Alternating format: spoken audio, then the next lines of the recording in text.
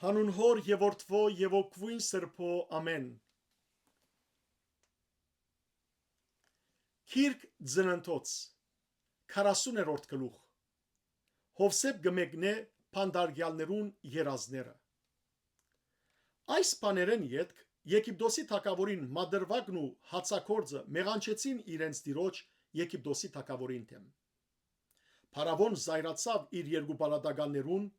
Մադրվագաբեդին եւ հացակորձաբեդին թեմ ու զանոնք փանդարգեց Թիգնաբահաբեդին դան փանդի մեջ այնտեղը ուր Հովսեփ փանդարգված էր։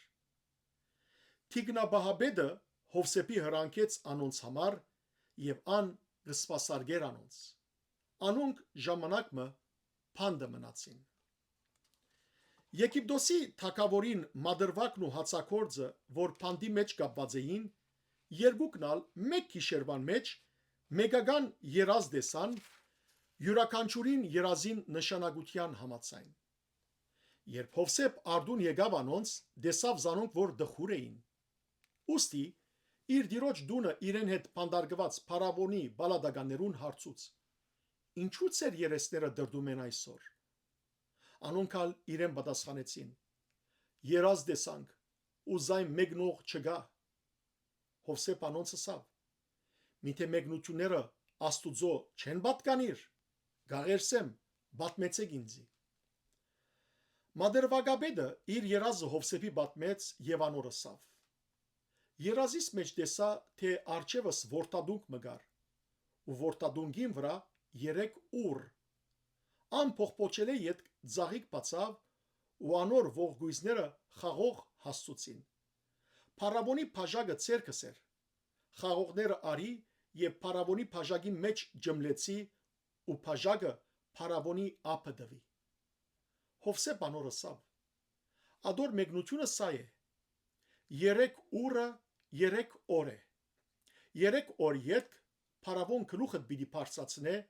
եւ քեզ բաշտոնիդ պիտի վերադարձնե ու փարավոնի բաժակը անոր ցերկը պիտի հանցնես նախքին սովորության համաձայն, երբ անոր Մադրվագն էիր։ Բայց երբ քեզի բարիք ըլլա, հիշեզիս, գաղերսեմ,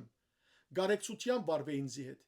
եւ զիս փարավոնի արչեւ հիշադակելով զիս այս դունեն դուրս հանե,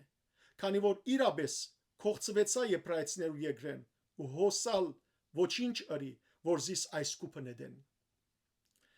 Երբ հացակորձաբեդը տեսավ, թե լավ մեկնություն տվավ,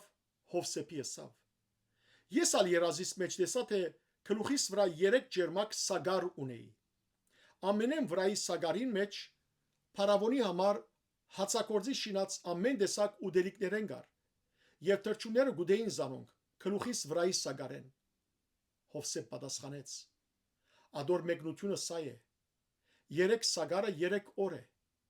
3 օր յետք փարավոն վրայետ պիտի վերցնե գլուխդ ու քեզ ծարեմը պիտի գախե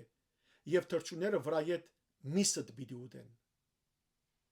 Երրորդ օրը փարավոնի ծնունդին օրն էր։